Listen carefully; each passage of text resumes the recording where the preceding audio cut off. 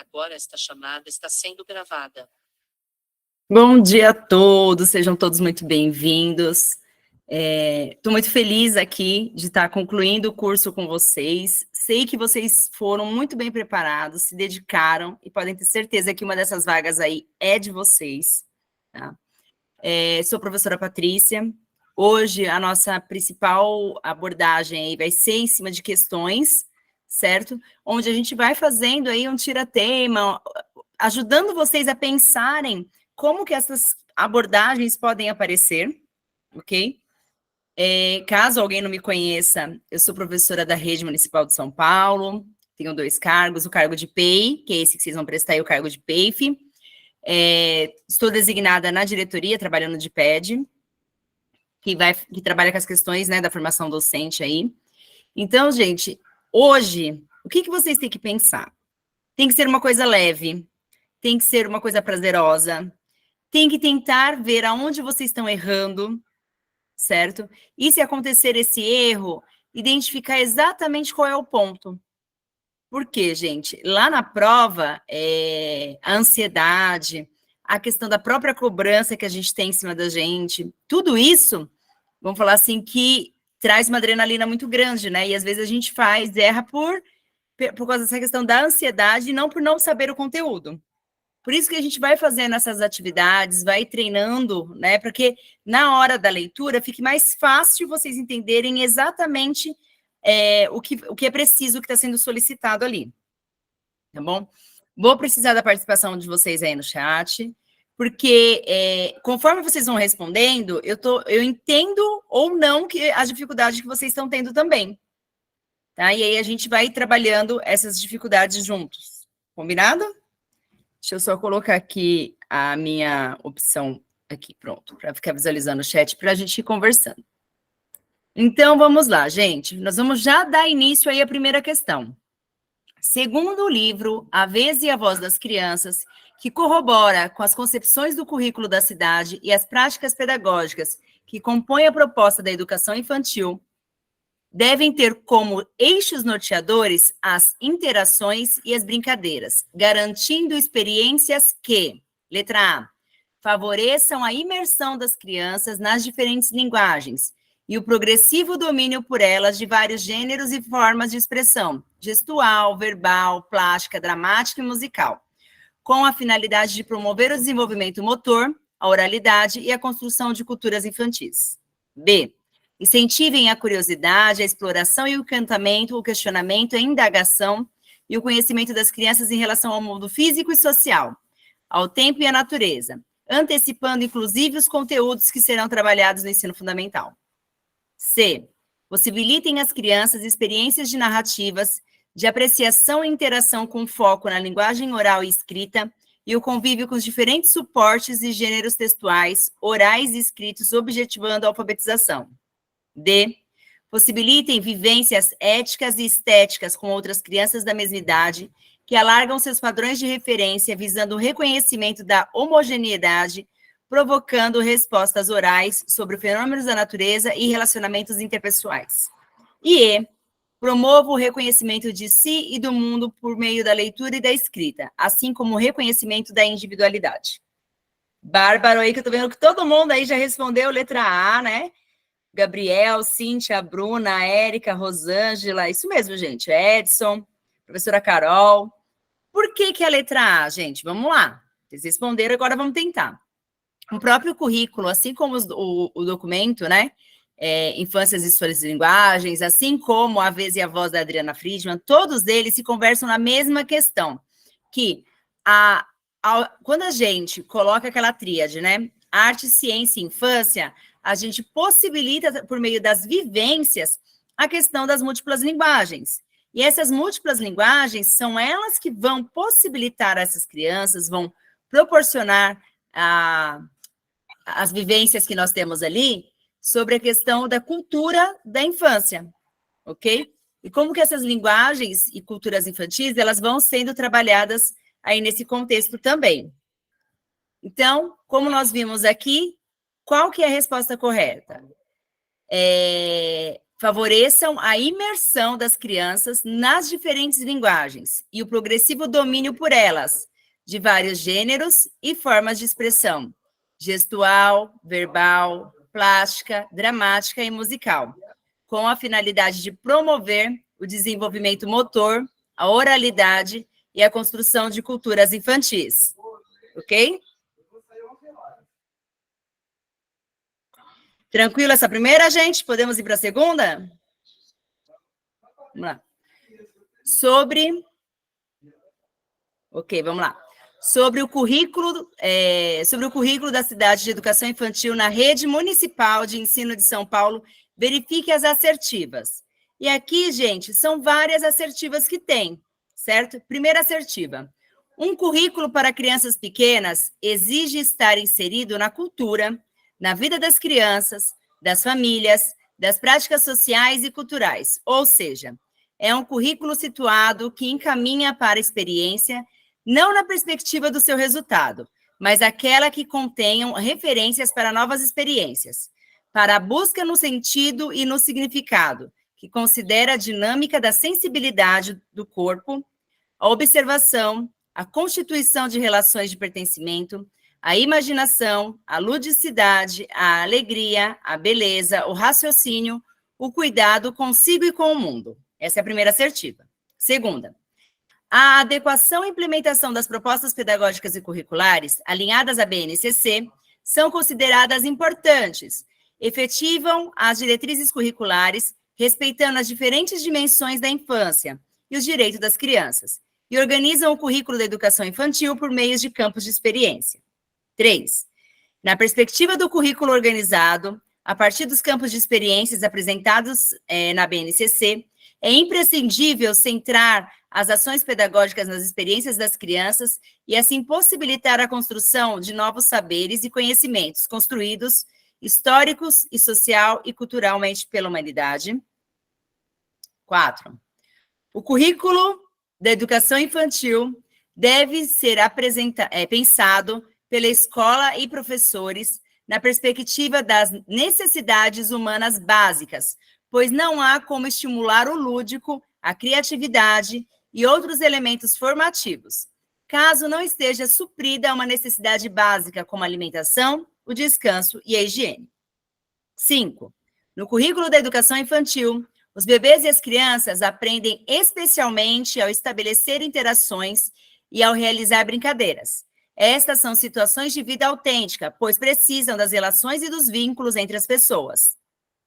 No contexto e de repertórios de práticas, a aprendizagem está presente na realização de todas as práticas da vida cotidiana.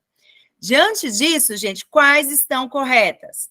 1, 2, 3 e 4, 1, 2, 3 e 5, 1, 2 e 5, 3, 4 e 5, 1, 2, 4 e 5. Vou voltar aqui rapidinho só para vocês verem. As pessoas aí responderam E, D, B, ou seja, C, olha lá. Cada um interpretou de uma forma completamente diferente essa questão. Lembrando sempre, gente, qual é a base de qualquer currículo? É a BNCC.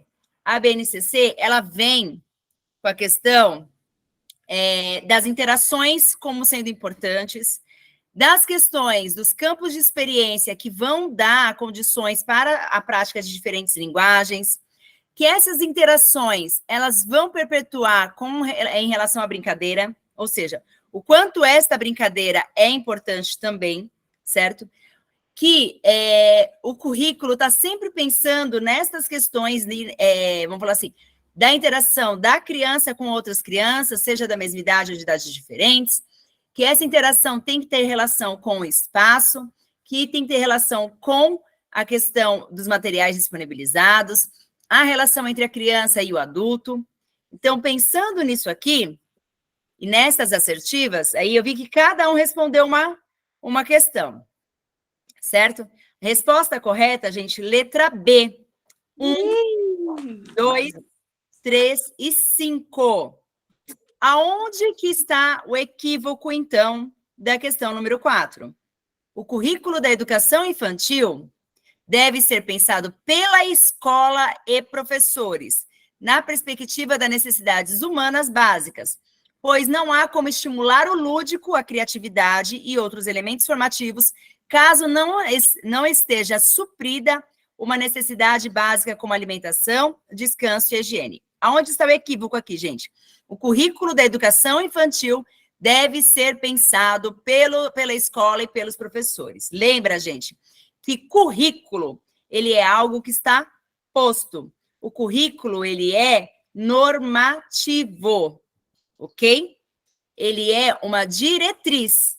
Então, ele não vai ser pensado pelos professores e pela escola, ok? Ele é organizado, ele pode ser direcionado por esses profissionais, mas o currículo, ele é um documento normativo, ok? Então, ele está posto lá e nós, lembra, currículo é o caminho a ser percorrido por essas crianças. Então, o caminho está ali.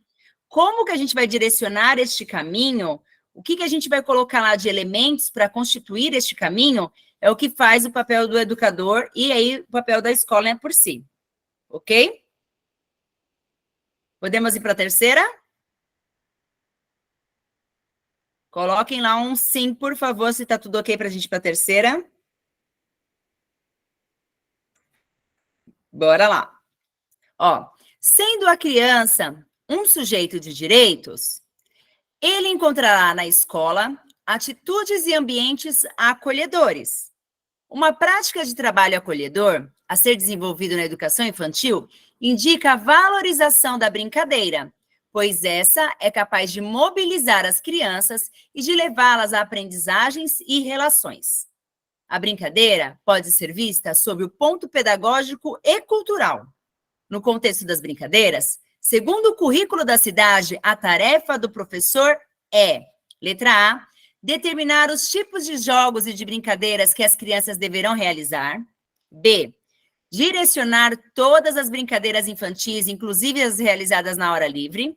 C, utilizar apenas brinquedos e jogos educativos com fins pedagógicos, excluindo as brincadeiras de faz de conta. D, oferecer oportunidades para uma vasta gama de mensagens e de provocações, por meio de diferentes linguagens e dos campos de experiência. E excluir o brincar de natureza livre do seu plano de ensino, porque é incompatível com o processo educativo. Perfeito, gente. Aí todo mundo respondendo a mesma, certo? Aí o pessoal respondeu Ana Paula D, Sheila D, Fabiane, Álvaro, Jamile, João. Perfeito, gente. Então, a letra D. E por quê, gente? Vocês têm que lembrar sempre que o objetivo é oportunizar por meio das questões das brincadeiras as diferentes linguagens. E essas diferentes linguagens, gente, elas vão fazer com que o professor observe, tá? E faça ali a questão dos seus registros em cima da atenção, da percepção, do pensamento, de como essas crianças investigam, como as crianças interpretam, como elas criam hipóteses, ok? Lembrem sempre daquela frase que tem vários documentos, principalmente no documento da Mello, que é, assim, o chamariz da abertura da revista, certo? Que é que os docentes e as crianças, na verdade, assim, na educação infantil, existe um duplo protagonismo dos docentes e das crianças. Então, o professor tem um papel de protagonista também ali naquele momento. E este papel de protagonista é de oferecer essas oportunidades, certo? Por meio do quê? De diferentes linguagens. Ele que vai pensar como essas crianças vai possibilitar essas crianças que elas realmente façam, né, e vivenciem diversas questões nos campos de experiência. Ok? Tranquilinha essa, né? Bem fácil. Pensando, gente, sempre que estas frases que estão aqui são frases que podem auxiliar vocês na escrita da dissertativa.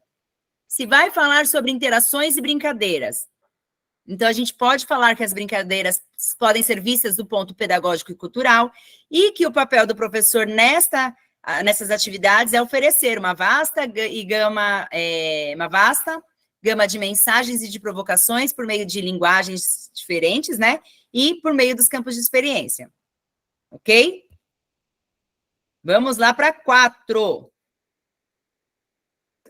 Só pôr mais próximo aqui para mim, ficar mais fácil para ver vocês. Vamos lá.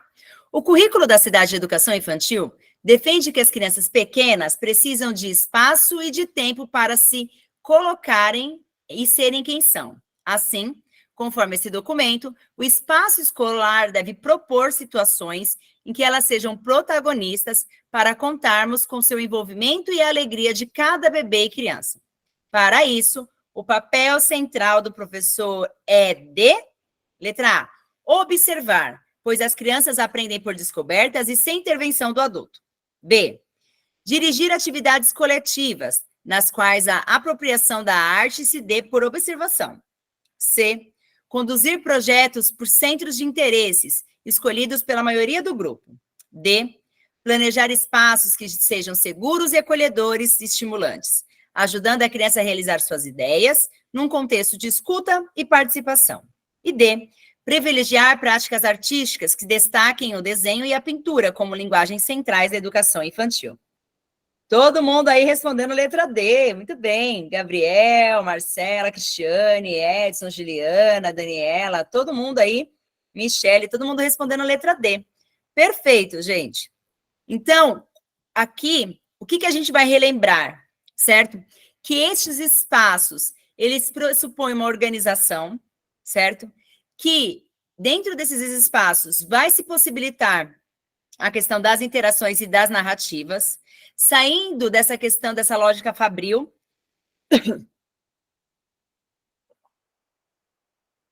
O que é essa lógica fabril, gente?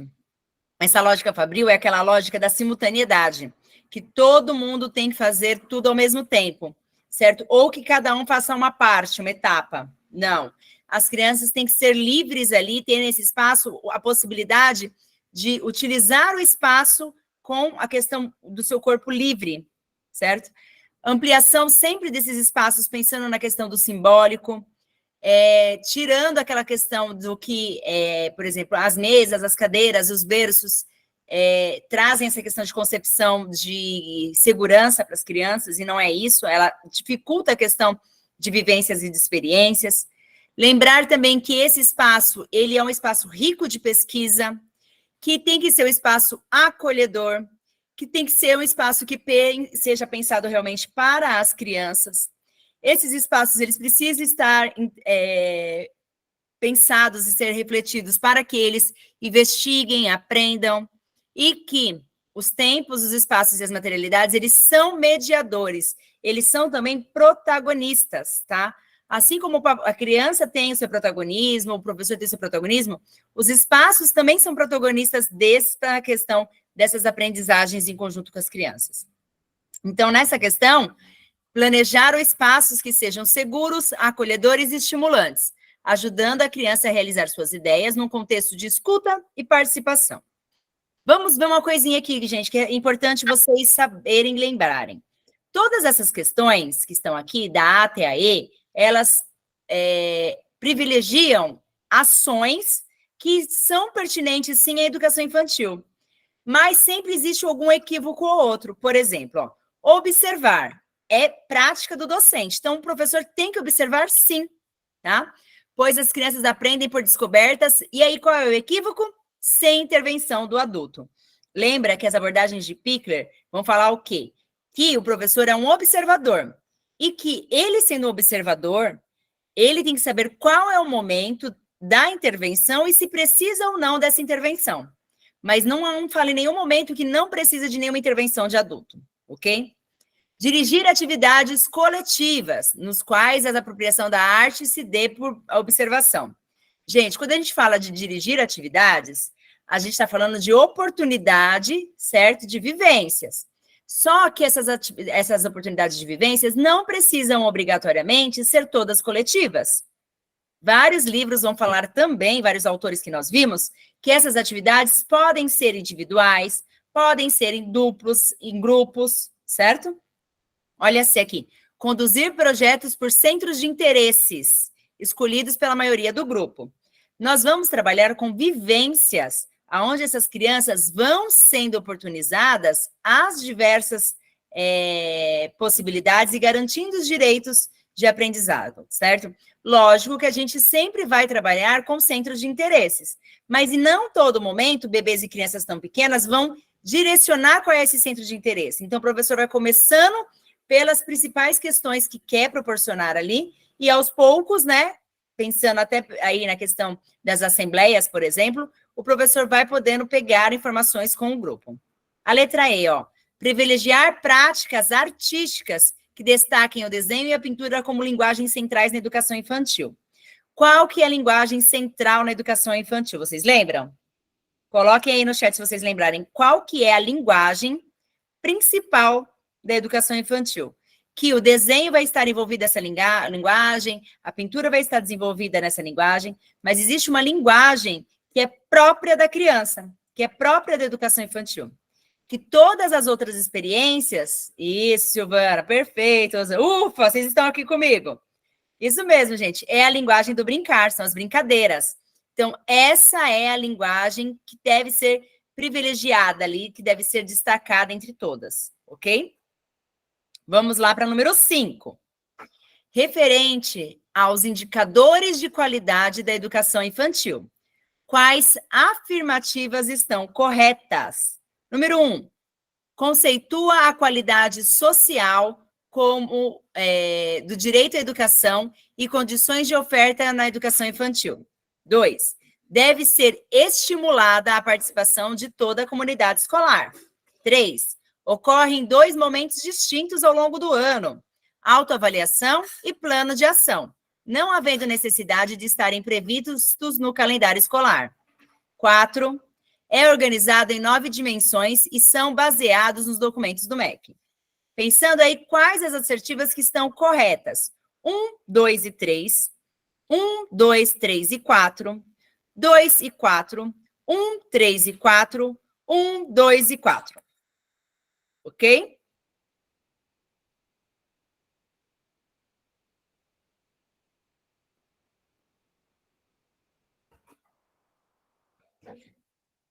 As pessoas aí estão respondendo a letra E. 1, 2 e 4. Certo? E aí, gente, deixa eu só ver se todos responderam aí a letra E.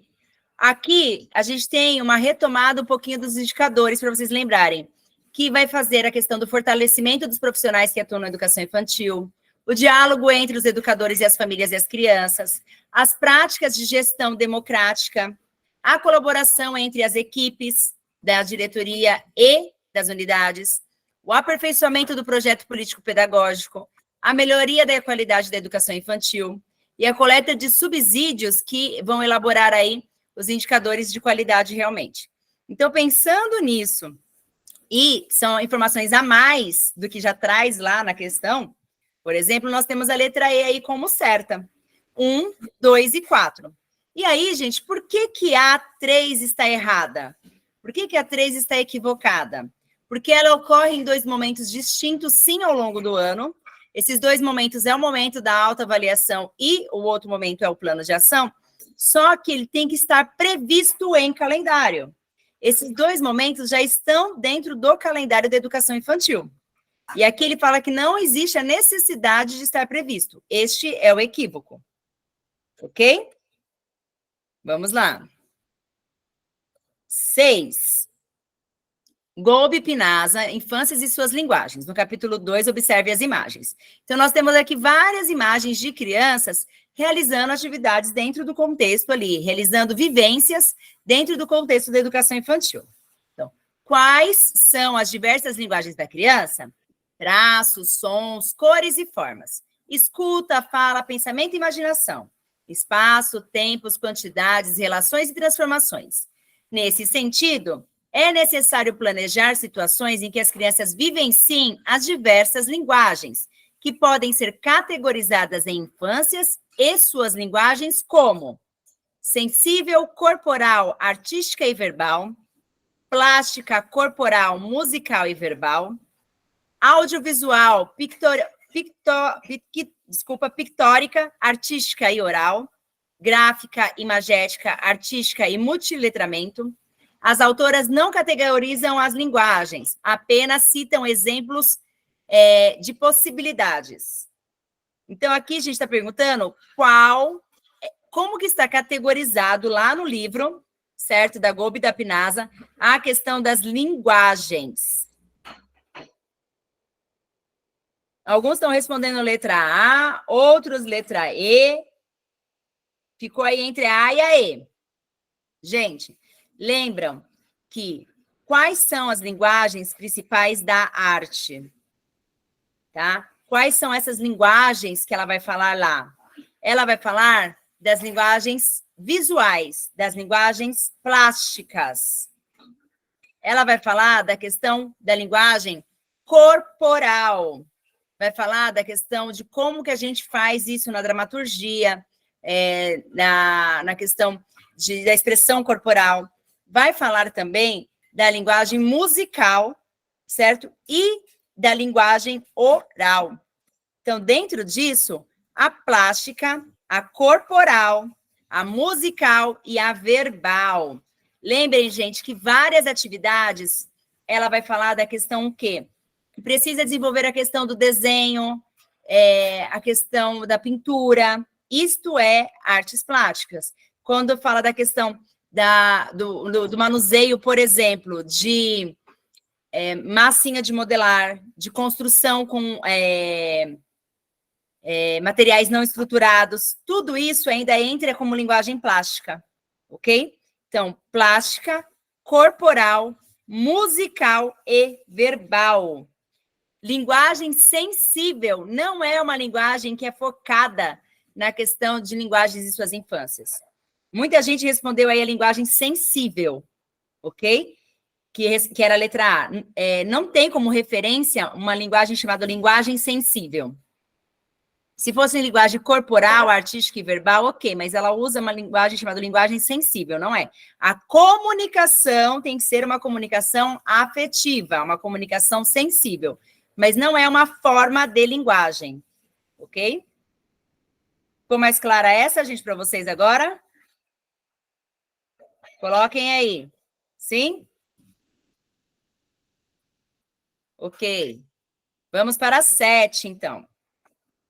Segundo o currículo integrador da infância paulistana, é a relação acolhedora e atenta entre adultos e crianças que possibilita a constituição desses atores como produtores de conhecimento, fortalecendo a identidade de educadoras e educadores, como profissionais comprometidos com uma educação orientada pelos princípios democráticos e possibilitando que bebês e crianças construam seus percursos nas relações sociais de que fazem parte, mediados pelo mundo e pelas culturas presentes nos espaços educacionais. Por isso, o protagonismo do professor e da professora não deve inviabilizar o protagonismo das crianças. Ao contrário, o protagonismo dos adultos deve promover o protagonismo das crianças, considerando que os processos de ensinar e de aprender acontecem por meio das relações de comunicação, sendo a aprendizagem resultante de ação em comum entre as crianças e entre as crianças e os adultos. O livro A Vez e a Voz das Crianças, da autora Adriana Friedman, corrobora com o currículo integrador da infância paulistana, exceto em qual é a fala que existe aqui, que a maioria já está respondendo, a letra D, né? Que vai fazer com que não exista esse tipo de comentário no livro da Adriana Friedman e nem na questão do currículo integrador. Então, vamos lá. Letra A. Crianças são atores sociais e autores. B. O protagonismo acontece no cotidiano por diversas formas de expressão, sejam elas palavras, brincadeiras, arte, música, dança, esporte, movimento. Letra C. O protagonismo é exercido de forma espontânea, se oportunizado tempos, espaços e materialidades para se expressar e se colocarem no mundo. D. Oportunizar tempos e espaços para a livre criação das culturas infantis, valorizando e reconhecendo fazeres, sentimentos e saberes, sendo ofertados somente atividades coletivas com crianças de 0 a 3 anos. E existem diversas possibilidades de expressões infantis, a partir das artes plásticas, do desenho, da literatura, do teatro, da música e das brincadeiras. E aí vocês respondem letra D com lógico, com muito conhecimento. Qual que é, gente, o equívoco? Vamos ver se vocês conseguem responder aí para mim no chat. Qual que é o equívoco dessa letra D, então? Que é, já falamos isso numa questão anterior, e é uma questão que tem que estar muito clara para vocês. Isso, Gabriel, tá perfeito, isso mesmo, Juliana, isso. Com as crianças, a gente não pode pensar somente em atividades coletivas. Se a gente trabalha com singularidade, se a gente trabalha com potências, com questões de heterogeneidade, a gente não propõe só atividades coletivas. A gente tem que sempre pensar em atividades que a criança possa desempenhar individualmente, em duplas, em grupos ou no coletivo, de acordo com a necessidade e com o objetivo que esse professor quer também, ok? Então, cuidado com essa palavrinha, né? Atividades coletivas. Porque o professor pode, sim, proporcionar ali atividades individuais para que cada criança tenha ali seus referenciais, construa sua identidade mais individualizada e, através das atividades mais individuais, elas também possibilitam o quê? A questão da equidade, ok? Outra coisa também, vamos pensar que os momentos de troca, de banho, de sono, eles são momentos de atividades também, eles são vivências da educação infantil. E essas vivências, elas são vivências o quê? Individuais, certo? Elas não são vivências coletivas. E são nessas vivências individuais que vários autores vão falar o quê? Que a comunicação efetiva, certo? Que essa comunicação mais próxima da criança vai acontecer, ok? Vamos lá, então. Aqui, só para vocês lembrarem, né? A questão do currículo integrador, ele rompe com a questão do SEI, entre o SEI e a EMEI, entre a EMEI e a EMF. O aprender acontece através do brincar. Corpo e mente, ele não se divide, certo? Então, por isso que a gente fala desse currículo que é integrador e dessa percepção de educação integral. A unidade educacional e a família são componentes importantes. O currículo, o projeto político-pedagógico, ele é fundamental que ocorra de forma, vamos falar assim, que todos participem. A prática pedagógica e a avaliação nesse contexto, como ela vai se realizar. A interação entre esses adultos e essas crianças. A questão da cidade, do território e a questão da infância. Então, se a gente vai pensar em currículo integrador, a gente tem que fazer o quê, gente? Subverter a lógica do adultocêntrico. Lembra o que é adultocentrismo? Adultocentrismo é quando o adulto coloca as suas vontades, as suas questões, sem ter a questão de a escuta para o que a criança precisa, ou realmente ouvir a criança em diversos momentos. Aonde acontece uma lógica muito adultocentrista. Por exemplo, quando a gente vai falar do silêncio do lar ao silêncio escolar, do livro, certo? Ali existe uma lógica muito adultocêntrica, porque não dá possibilidade de escuta para essas crianças. Outra coisa que é importante, a gente vai desconstruir concepções de infâncias que são centralizadas em imagens que retratam crianças como elas se fossem totalmente iguais. Então, a gente volta a falar da questão da heterogeneidade dentro de uma sala. Respeitar, então, a singularidade de cada bebê e criança, certo? Como que a gente vai fazer isso? Oportunizando para elas vivências relacionadas a ouvir histórias, a narrativas, a poesias, apreciar e criar desenhos, pinturas, modelagens, brincadeiras, dança, som, música. Esta questão de dar a possibilidade de que o seu próprio corpo integre aquela atividade, que ele sinta, que ele perceba, que ele pense, que ele imagine, que ele crie, nos diversos contextos aí. Todos os espaços da escola são espaços educadores. Então, isso, gente, é o resumão do currículo integrador, certo? Ou seja, frases também que vocês podem utilizar na dissertativa de vocês. Tranquilo? Então, aqui, na segunda resposta aí da 7, oportunizar tempos e espaços para a livre criação das culturas infantis, valorizar o reconhecimento, fazeres e sentimentos e saberes. Tá certinho até aí, o equívoco está aqui. sendo ofertado somente atividades coletivas com crianças de 0 a 3 anos. Tá bom? Tranquilão? Podemos ir para a próxima? Bora lá. A portaria 8764, de 23 de dezembro de 2016, que regulamenta o decreto 57379, de 13 de outubro de 2016, que institui o Sistema Municipal de Ensino, a Política Paulista de Educação Especial, na perspectiva da educação inclusiva, caracteriza em seu anexo 1 que os educandos com transtornos globais do desenvolvimento são aqueles que apresentam alterações qualitativas das interações sociais e recíprocas na comunicação, um repertório de interesses e atividades restritos, estereotipados e repetitivos. Indica que devem ser incluídos neste grupo estudantes com autismo, síndrome de Rett, síndrome de Asperger e transtorno desintegrativo da infância. Em relação às orientações para os atendimentos dos estudantes com transtorno do espectro do autismo, TEA, o que se refere aos sinais e sintomas que são incomuns às demais crianças da mesma faixa etária, podendo encontrar nos bebês e crianças pequenas.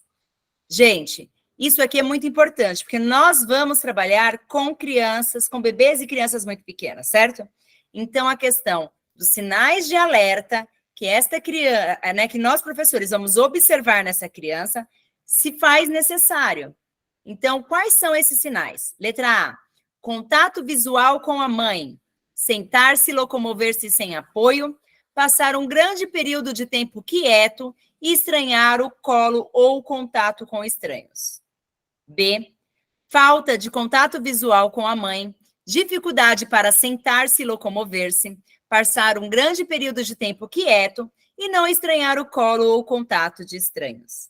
C, contato visual com a mãe, dificuldade para sentar-se e locomover-se, passar um grande período de tempo interagindo com os pares e não estranhar o colo ou o contato de estranhos. D, falta de contato visual com a mãe, sentar-se e locomover-se sem apoio, passar um grande período de tempo interagindo com os pares e estranhar o colo ou contato de estranhos. E E, contato visual com a mãe, habilidade para sentar-se e locomover-se, passar um grande período de tempo interagindo e estranhar o colo e o contato de estranhos. Vocês aí respondendo a letra B, perfeito, Aline B, Cristina B, Thaís B, Ana Caroline B, Bruna B, Álvaro B, Cíntia B, perfeito. Gente, o que acontece aqui que vocês, enquanto educadores, têm que ter muito claro na questão da concepção da criança com possibilidade ali do transtorno do espectro do autismo. Que essas crianças, né, elas têm essa questão de déficits permanentes. Duas bolsas de peso, as coisas dos meninos. Por favor, alguém está com o áudio aberto. Vamos lá, então. Então, essas crianças, gente, elas têm características permanentes na questão da comunicação social, na interação. Eles incluem déficits na questão da reciprocidade social, no comportamentos não verbais, que a gente usa geralmente ali para a questão da interação. Manter e compreender a questão de relacionamentos. Desde muito cedo, a gente pode encontrar características como o quê? Essas crianças, quando elas são amamentadas pelas mães lá no peito, ou na questão da troca de fraldas, ou no banho, elas não têm um contato visual com a mãe. Isso é uma característica muito importante. Essas crianças, elas vão ter um atraso ou uma dificuldade para sentar e para se locomover. Então, ela demora um pouco mais para engatinhar, para sentar, para andar. Passa, gente, um grande período de tempo quieto. Então, aquela criança que fica muito tempo quietinho lá, por exemplo, brincando com a sua mãozinha, ou com o seu pezinho, ou balançando, ou com um brinquedo na mão. Quando eu digo muito tempo, gente, é muito tempo mesmo, tá? E não estranha o colo e o contato de estranhos. Sim, gente, esse material desse PDF provavelmente está nas atividades que... tá, você está falando deste material aqui, o André vai disponibilizar. Tá, entendi. O André vai disponibilizar esse material, sim. E aí, o que é a grande questão? Que aquelas crianças que, por exemplo, a gente fala assim, nossa, são crianças muito boazinhas, certo? Elas não estranham ninguém, ela vai com todo mundo. Isso também, gente, significa que a criança não tem percepção do outro, que é uma grande questão para o TEA também, a percepção de si próprio e do outro. Então, isso é uma questão que vai dificultando ali a questão da comunicação, da interação, da percepção. Então, estas crianças, elas precisam ter isso avaliados, vamos falar assim, observados, para a gente poder fazer as indicações corretas e propor atividades que, vamos falar assim, trabalhe precocemente essas questões também com as crianças, ok? Então, aqui neste caso, a resposta correta, certo? Letra B, que nem vocês apontaram aí. Falta de contato visual com a mãe, dificuldade para sentar-se e locomover-se, passar um grande período de tempo quieto e não estranhar o colo ou o contato de estranhos. Então, não significa que as crianças, que os bebês vão ter todas essas características juntas. Elas podem ter uma, depois podem ter outras, pode ter mais características do que essas também, ok? Mas a observação para esse professor é importante. Então, gente, vamos supor que caia uma dissertativa sobre a questão da criança com TEA, certo? E aí, vocês podem, inclusive, colocar essas questões que está falando assim, que o professor tem que observar, o professor tem que conhecer sinais que podem ser encontrados em bebês e crianças desde muito pequenas. E esse fazer do dia a dia vai trabalhar as questões precocemente com a criança, desenvolvendo ali atividades mais no coletivo, se for o caso, ou atividades que interações em duplas, ou que use o professor como modelo, ou um outro par como modelo, ok? Então, vocês podem trabalhar a partir de algumas questões assim. Podemos ir para 9 aqui?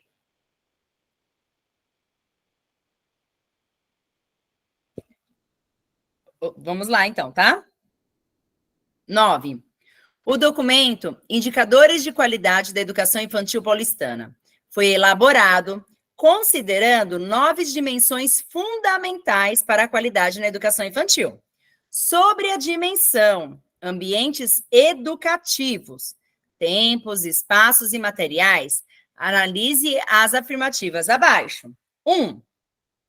A instituição de educação infantil é um espaço de vivências, experiências, aprendizagens. Nela, as crianças somente brincam e são cuidadas. 2. O brincar e as interações oportunizadas nos espaços e ambientes são importantes elementos curriculares e devem ser organizados de modo a apoiar diferentes tipos de brincadeiras e experiências apreciadas pelos bebês e as crianças. 3.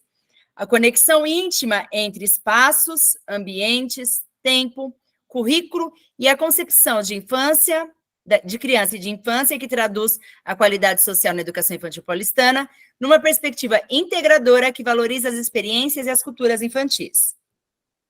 4. Na ocupação dos espaços internos e externos da educação, da unidade educacional, por todos os bebês e por todas as crianças estão garantindo movimentos, brincadeiras e deslocamentos que permitam a exploração dos ambientes. 5. As unidades de educação infantil devem pensar nos ambientes, espaços, materiais e mobiliários, mas em relação aos tempos destinados às diferentes experiências, isso cabe ao currículo definir previamente, e aos educadores cabe seguir o que estiver nas normativas. Assinale as alternativas corretas. Letra A, somente 1, 2, 4 e 5. B, 3, 4 e 5. C, 1, 2 e 4. D, 3 e 4. E E, 2, 3 e 4. E aí, a maioria aí respondendo a letra E, somente as afirmativas 2, 3 e 4. Certo? Então, aqui, gente, vamos pensar um pouquinho aí sobre conceitos que nós precisamos rever dentro dos indicadores. Então, vai falar que o brincar e as interações são eixos norteadores deste currículo, ok? Que precisa ter uma conexão íntima entre espaços, ambientes e tempos dentro da educação infantil. que na ocupação desses espaços internos e externos, todos devem ser, esse espaço todo deve ser garantido, porque são espaços onde as crianças podem se movimentar, podem brincar, e precisam ter o deslocamento, ou seja, a utilização destes espaços, ok? Então, por isso aí que as afirmativas 2, 3 e 4 estão corretas. E por que a 1 e a 5 não? Vamos lá. A instituição de educação infantil é um espaço de vivências, experiências e aprendizagens? Está corretíssimo. Mas olha como continua. Nelas, crianças somente brincam e são cuidadas. O que significa esse somente brincam e são cuidadas? Significa que eles não aprendem nada? Significa que não são vivências planejadas e organizadas? Então, por isso que está errado aí. Por que a número 5 também está errada? Vai falar aqui, né? As unidades de educação infantil devem pensar nos ambientes, espaços, materiais e mobiliários, tá correto. Mas em relação ao tempo destinado às diferentes experiências, isso cabe ao currículo definir previamente, e aos educadores cabe seguir o que tiver nas normativas. O que está equívoco aqui, gente, é o tempo.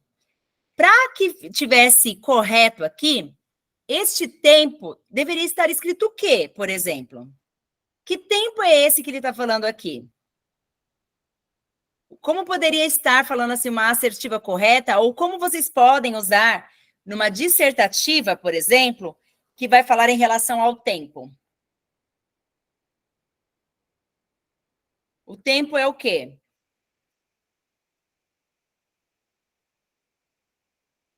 Pensem aí. Enquanto vocês estão pensando sobre essa pergunta que eu fiz em relação ao tempo, uma coisa que é importante, tá?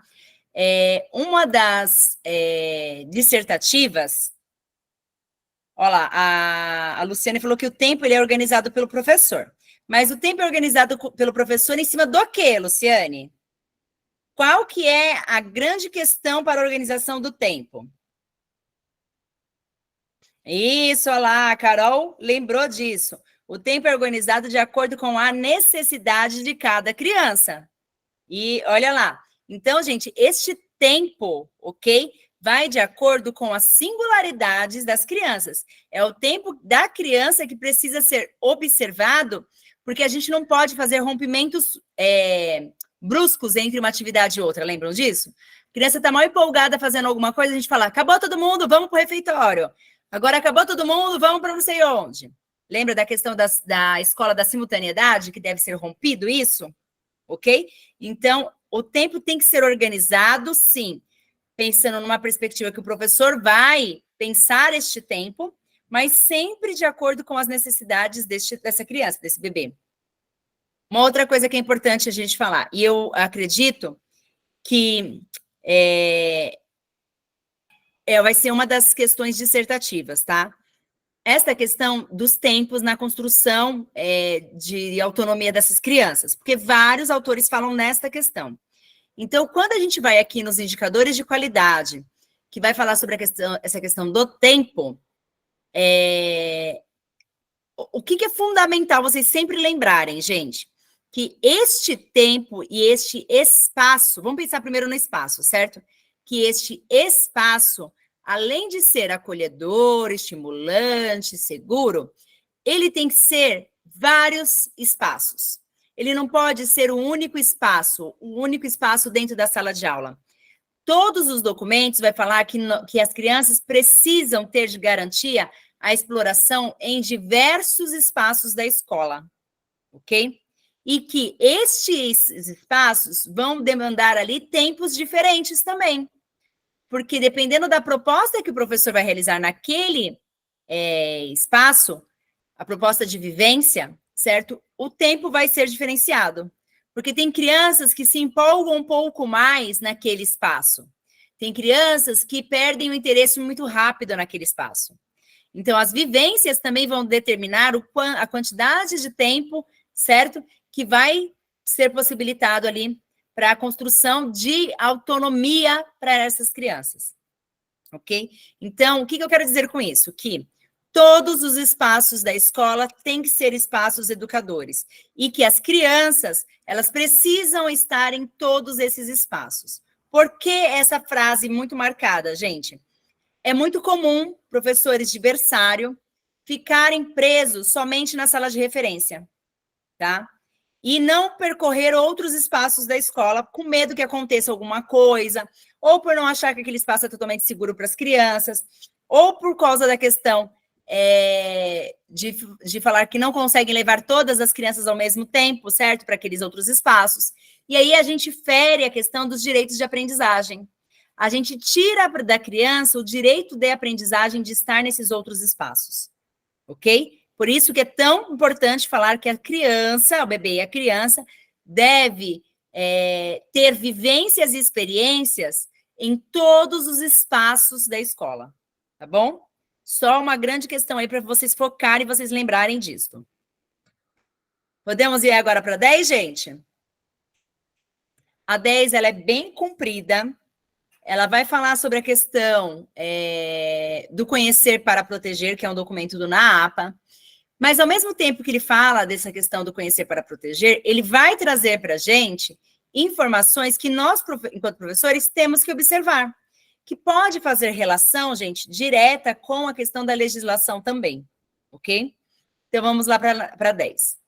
O documento Conhecer para Proteger, enfrentando a violência contra bebês e crianças e adolescentes, oferece orientações sobre a prevenção da violência contra bebês, crianças e adolescentes por meio do currículo da cidade, comprometido com uma promoção da dignidade e o pleno desenvolvimento dos estudantes da rede municipal de ensino.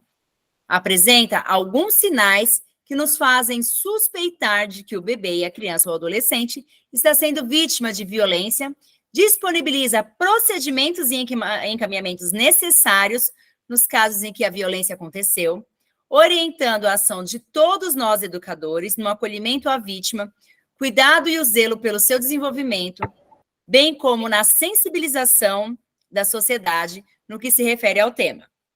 Referente aos sinais que bebês e as crianças podem apresentar quando elas são vítimas de violência física. E os procedimentos mais assertivos temos. Então, aqui, gente, nós temos duas perguntas, tá? Primeiro, quais são os sinais que uma criança demonstra, certo? Quando ela sofre violência física. E depois, quais são os procedimentos mais assertivos quando a gente percebe que essa criança sofre ali uma violência física. Letra A. Primeiro sinal, sonolência, olhos vermelhos, vômito, enjoo e tontura. Crianças com históricos de envenenamento acidental. O que o educador pode fazer? Então, qual que é o procedimento? Chamar a polícia e observar e escutar o estudante com descrição. B. Sinais. Quais são os sinais, né? Marcas no corpo, recorrentes queixas de acidentes domésticos, as mudanças repentinas de comportamento, como agressividade, introspecção, agitação excessiva, apatia e choro constante. E o que o educador pode fazer? Reconhecer os comportamentos próprios de cada idade, estabelecer relações empáticas, dialogar com o bebê e a criança, bem como com seus responsáveis, ouvir familiares e responsáveis, estabelecendo uma comunicação não violenta e orientá-los a seguir essa prática com os bebês e as crianças. C. Outros sinais. Demonstração de tristeza e de comportamento de ansiedade, alteração de sono nos bebês, alteração no apetite. O que o educador pode fazer? Estabelecer relações dialógicas e potencializar a comissão de mediação de conflitos da unidade. D. Quais são os sinais? Perda do apetite ou compulsão alimentar. Perda dos antigos hábitos de brincar. A irritação, sangramento, inchaço, dor, coceira, cortes ou machucados na região genital ou anal. Recusa a trocas de fraldas. O que o educador pode fazer? Estar sensível ao comportamento dos bebês e as crianças, entender que a prática do cuidado seja uma premissa indissociável da prática pedagógica e buscar apoio quando suspeitar de uma situação dessa forma de violência. E sinais. Bebês e as crianças que frequentemente chegam à escola com mau cheiro ou sujos, sinais de desnutrição, ausência de vacinação ou de acompanhamento médico com regularidade necessária para cada faixa etária. O que o educador pode fazer? Dialogar com os responsáveis, promovendo cooperação e corresponsabilização de acompanhamentos do desenvolvimento e da aprendizagem do bebê e da criança. Desenvolver projetos preventivos com foco no autocuidado, na alimentação, na diversidade, na saúde, na comunicação não violenta e justiça restaurativa. Promover ações preventivas sobre a temática dos cuidados com os bebês, as crianças e os adolescentes, mantendo a articulação entre a unidade e a instituição de ensino. Ok? Tem a pessoa está falando, as pessoas estão falando aqui, né? A Águida falou, mas aqui não fala em acionar o conselho tutelar, nem avisar a direção. Perfeito, Águida. Por quê? Porque esta é uma ação que está colocada logo na questão do quê? Na legislação, certo? No documento em si, fala que qualquer sinal, certo? De qualquer violência, se organizado essas ideias e tiverem ali questões que se comprovem isso, deve ser comunicado à gestão da escola e o conselho tutelar. Então, em qualquer sinal de qualquer tipo de violência, isso deve ser feito. Então, isso está lá nos primeiros dizeres, antes de falar de cada um dos tipos de violência. Então, por exemplo, se tiver uma questão falando de uma questão dissertativa, certo? Falando de sinais que apresentam ali uma questão de violência, por exemplo, ou uma questão de negligência, que acontece muito no caso ali no SEI, certo? Negligência com os bebês e as crianças. A primeira questão é fazer as orientações iniciais que estão ali, certo? E se isso percorrer, se isso continuar, se isso realmente for comprovado, fazer a comunicação ali no conselho tutelar. A comunicação com a questão da unidade escolar sempre tem que ser feita. Como que ela vai ser feita? Diretamente, certo? Fazendo uma fala pelos livros de registros, então, diário de bordo ou um caderno de passagem, por exemplo, isso tem que estar ali. Mas aqui não é colocado, vamos falar assim, como uma prática do docente levar até o conselho tutelar. Isso é uma prática da direção da escola, ok? Isso tem que ser uma prática da direção da escola. A comunicação por parte do professor, sim. Aí, a Érica colocou aqui, né? A D, acredito que é a violência sexual. Perfeito. Se a gente voltar aqui, deixa eu colocar aqui, né? Primeiro. Peraí. Aqui, ó. Sinais de sonolência, olhos vermelhos, vômito, enjoo e tontura. Isso é o quê? É um tipo de violência química. Perfeito. Sinais de marcas no corpo, recorrente de queixas de acidentes domésticos. É aquele negócio, a criança chega cheia de marca, e aí a família fala o quê? Ela caiu em casa, ou ela brigou com o irmãozinho, ou foi o cachorro, ou foi não sei o quê. Violência física, certo? A letra C, demonstração de tristeza, de comportamento de ansiedade, alteração no sono, alteração no apetite, pode ser a questão da violência psicológica, certo? Essa criança está enfrentando tantas questões ali que vai apresentando comportamentos de ansiedade. A D, perda de apetite, compulsão alimentar, perda dos hábitos antigos do brincar, irritação, sangramento, inchaço, dor, coceira, cortes ou machucados na região genital anal, violência sexual, certo? E a última aqui vai falar da violência que é enfrentada quando as crianças, por exemplo, chegam com questões de mau cheiro, sinais de desnutrição, ausência na vacinação ou no acompanhamento médico. Esta aqui é a negligencial, certo? Então, são esses os tipos de, vamos falar assim, de orientações, de sinais que nós percebemos e de orientações que devem ser feitas. Então, aqui, gente, eu fiz realmente o recorte e colo do documento para vocês entenderem que a violência física, então, ela é entendida como uma ação infligida ao bebê, à criança ou ao adolescente que ofenda a sua integridade ou saúde corporal ou que lhe cause sofrimento físico. E aqui eu trouxe várias referências dessa marca da violência física.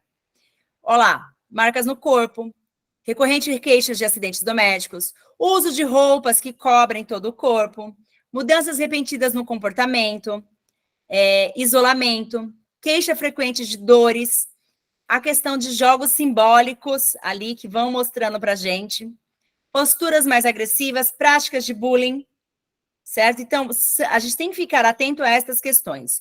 O que pode ser feito? Possibilitar jogos simbólicos, onde as crianças vão falando sobre ou mostrando para a gente o que vai acontecendo. Proporcionar ali o teatro do oprimido, aí vai falar principalmente na questão do fundamental e do ensino médio. Estabelecer vínculos de relações dialógicas com as famílias ou com a comunidade escolar. Promover ações de eventos envolvendo estudantes. Fortalecer vínculos de promoção de diálogo. Ajudar a nomear aquele sentimento que ele está sentindo, se é dor, dor, raiva, ciúme, tristeza. Acolher esses sentimentos. Reconhecer o comportamento próprio de cada idade. Por quê, gente? Na questão dos adolescentes, por exemplo, pode ser uma rebeldia que não está relacionada à questão da violência, certo? E, às vezes, essa rebeldia também já está, logo elencada porque ela está sofrendo violência em casa. Estabelecer relações empáticas, dialogar com o bebê e com a criança e com o adolescente, assim como os responsáveis. Ouvir as famílias e os responsáveis. A Fabiana está colocando, né? Que tristeza pensar que um bebezinho possa passar por isso. Mas, Fabiana, nós temos muitos tipos de violências encontrado dentro das relações na escola, tá? Principalmente violências causadas, às vezes, pelos próprios educadores, tá? Não só pelas famílias, pelos educadores também, tá? Às vezes, até violências psicológicas, violências estruturais. Então, nós, educadores, podemos, às vezes, sem querer ter a intenção de ter aquela violência, causar questões ali, tá?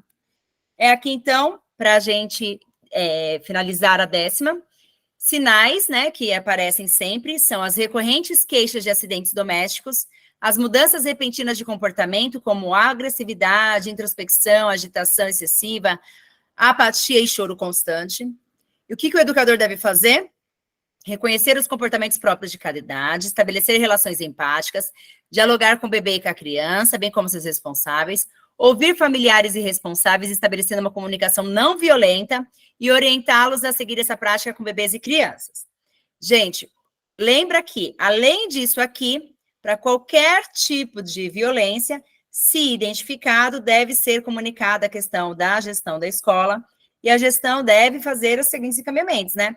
Ou o conselho tutelar, ou num caso muito mais grave, realmente fazer um boletim de ocorrência. Vai depender muito ali da orientação dessa supervisão para este diretor da escola, ok? Podemos ir para 11.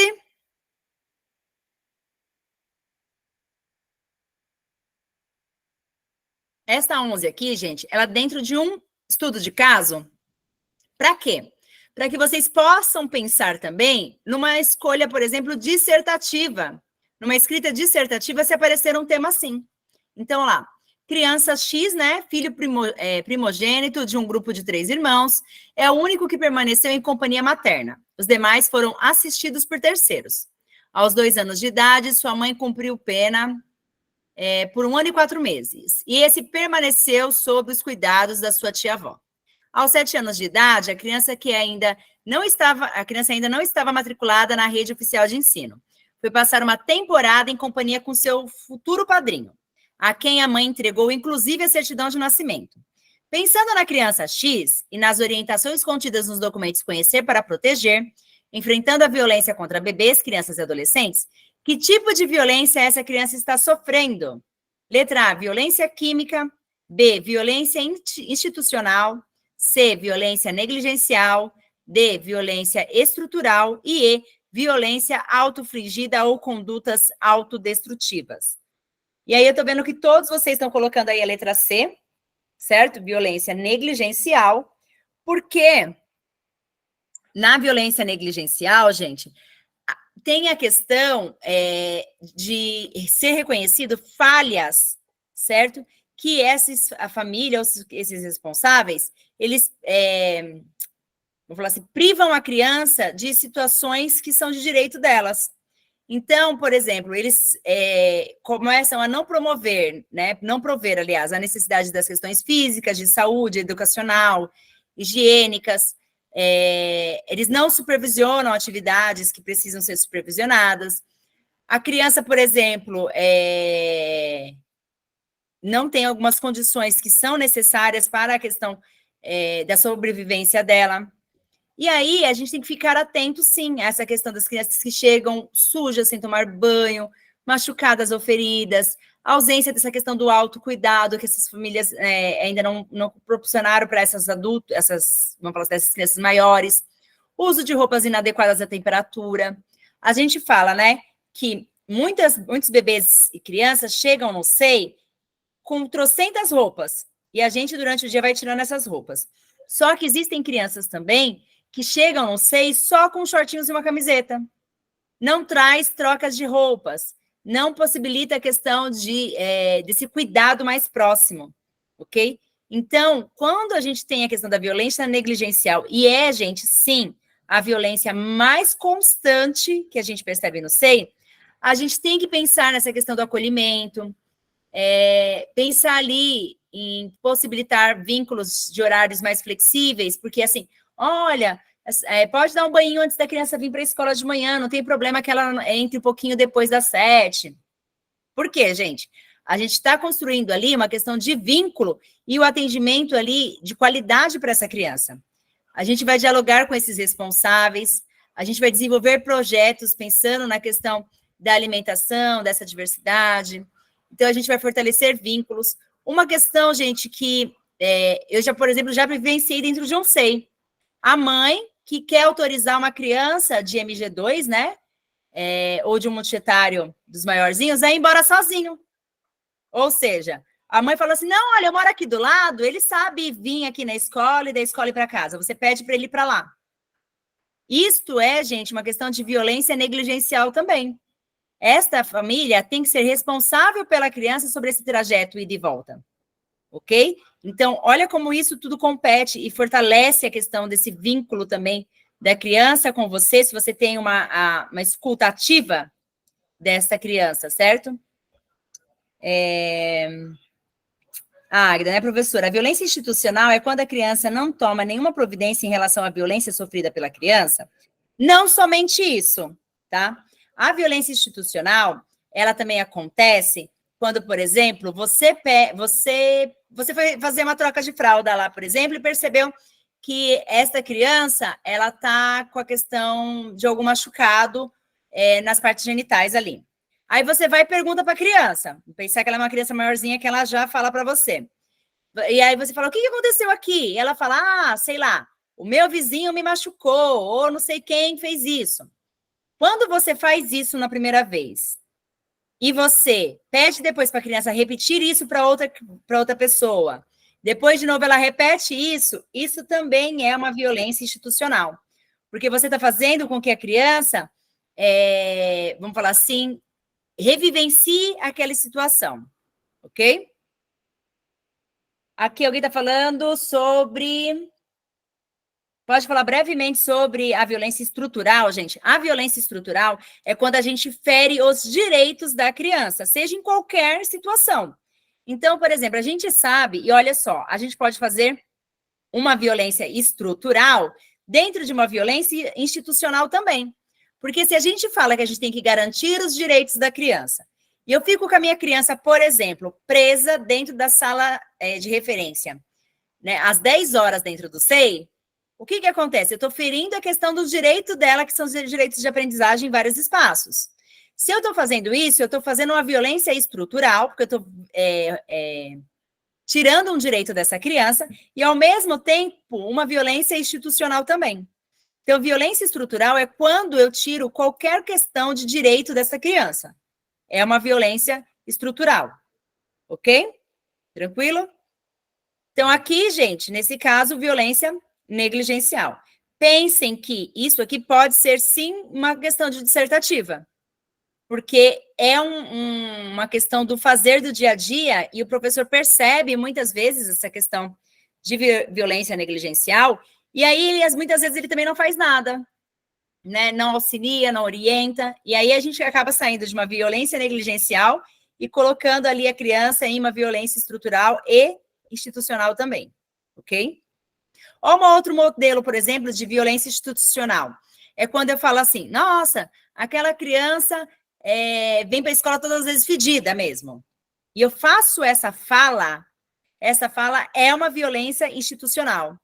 Olha, aquela criança, vamos pensar lá na fala do Freitas, naquele livro, O Aluno Problema. A gente fala assim, aquela criança é um aluno problema, toda hora fica fazendo isso, aquilo, aquilo. Isso é uma violência institucional também. Ok? Podemos ir para 12? Deixa eu só encher minha garrafinha aqui 2 minutinhos, gente. Aqui. O currículo da Cidade de Educação Infantil e o livro Educar na Creche, uma prática construída com os bebês e para os bebês, fala que é fundamental a atuação do professor, que vai além da observação da oferta do tempo, dos brinquedos, de objetos, de experiências, de conhecimento e da atividade humana. Os professores devem, letra A, participar do brincar para decidir quem brincar com quem, incentivando a atividade mental, social e psicomotora. B, não participar das brincadeiras para não influenciar quem brinca com quem e nem com o quê. C, participar do brincar para incentivar as atividades mental, social e psicomotora das crianças, com questionamentos, problematizações e sugestões de encaminhamentos. D, participar do brincar participa do brincar, não para decidir quem brinca com quem, mas sim com o que e para apartar brigas e conflitos. Letra E, participa do brincar, decidindo quem brinca com quem, com o que e para apartar brigas, conflitos, incentivando as atividades mental, social, psicomotora das crianças, com questionamentos, problematização e sugestões e encaminhamentos. E aí vocês vão respondendo a letra C com muita propriedade, certo? E aí, gente, o que é interessante a gente rever e a gente pensar aqui? Muitas vezes, vocês vão perceber que eu coloquei, inclusive, muitas questões sobre a atribuição dos professores, sobre o fazer dos professores. Por quê? Porque, inclusive, lá no edital fala que as atribuições do professor devem ser, certo? E aí, vários autores vão falar dessas atribuições do professor em relação, principalmente, à questão ali do brincar. E aí, quando a gente fala, por exemplo, que o professor deve participar do brincar, então isso já é uma realidade. Então, se ele participa do brincar, eu já elimino claramente a letra B, certo? Mas ele participa do brincar com qual intencionalidade, certo? Ele participa do brincar com qual ideia? De ser coparticipante das aprendizagens ali, e ele vai incentivar as atividades mentais, as sociais, as psicomotoras, apresentando durante aquela brincadeira, às vezes, algum questionamento. Então, por exemplo, você está brincando lá de montar com eles, e de repente você fala assim, olha, será que se nós conseguimos fazer uma torre maior do que essa aqui? Você está questionando. Ou assim, será que se eu tirar uma peça daqui, essa torre vai cair? Ou, fala assim, olha, nós podemos colocar alguma outra coisa para poder brincar junto com o que nós estamos brincando? A gente pode problematizar algumas situações, né? Fala assim, gente, olha só, será que se eu pegar essa bolinha e jogar aqui nesses brinquedos, como se fosse um jogo de boliche, eu vou conseguir derrubar a torre inteira? Ou será que a torre não vai cair? Ou, por exemplo, quando existem alguns conflitos, a gente fala assim, olha, gente, aconteceu isso, isso e aquilo, e agora, o que a gente vai fazer? Lembra da questão das assembleias? Então, apresentar sugestões, encaminhamentos, trazer com eles, faz parte de tudo isso também. Então, a gente não vai estar brincando com a criança só para separar as brigas, só para apartar os conflitos. A gente não vai também interferir na questão de quem brinca com quem, gente. Principalmente se esse brincar está possibilitando a questão da observação sobre as interações. Então, às vezes, ali é o brincar sozinho, é o brincar em dupla, é o brincar de todo mundo junto, certo? Lembra que eles são inventivos. Então, essa invenção que eles fazem, a gente também pode questionar, colocar situações problemas, tá bom? Mais uma, então. Aquela foi fácil para vocês, né? Todo mundo respondeu certinho? Vamos lá. Essa aqui, gente, é sobre a questão das tecnologias e da linguagem midiática na educação infantil. Para a gente responder verdadeiro ou falso, acima das reflexões. Então, Assinale verdadeiro ou falso para as sentenças a seguir, refletindo sobre o impacto do uso das telas por bebês e crianças pequenas e considerando os elementos apontados no documento o uso das tecnologias e da linguagem midiática na educação infantil. Então, a primeira aqui para descobrir se é verdadeiro e falso, e nessa aqui, quem puder ir respondendo assim, verdadeiro, verdadeiro, falso, tá bom? Aqui no chat fica legal também. Primeiro, ó, a relação que bebê e criança já estabeleceram com os computadores, câmeras digitais, retroprojetores, tablets, celulares e outras experiências digitais devem ser restringida, pois é prejudicial e não se constitui parte do processo de construção e conhecimento por eles nessa faixa etária. Perfeito, gente. Tá? Por quê? A gente sabe que, enquanto bebês e crianças, eles são o quê? Produtores e consumidores de tecnologia digital. O currículo fala isso já, o currículo da infância. Aqui na questão da tecnologia e da linguagem midiática, vai falar que as crianças possibilitam, sim, esta questão desta aprendizagem, né, com esses recursos aí de tecnologia. Então, fica muito mais claro. Então, essa aqui é falsa, com certeza. A segunda, ó, deve ser disponibilizado diferentes recursos e equipamentos, tais como tablets, smartphone, câmeras digitais, microfones, gravadores, dentre outros, com os quais os bebês e as crianças podem ter acesso a aplicativos, objetos de aprendizagem e simulação que estejam no contexto pedagógico. Verdadeira, certo? Então, essa aí, realmente, nós temos que disponibilizar diferentes recursos e equipamentos. Próxima.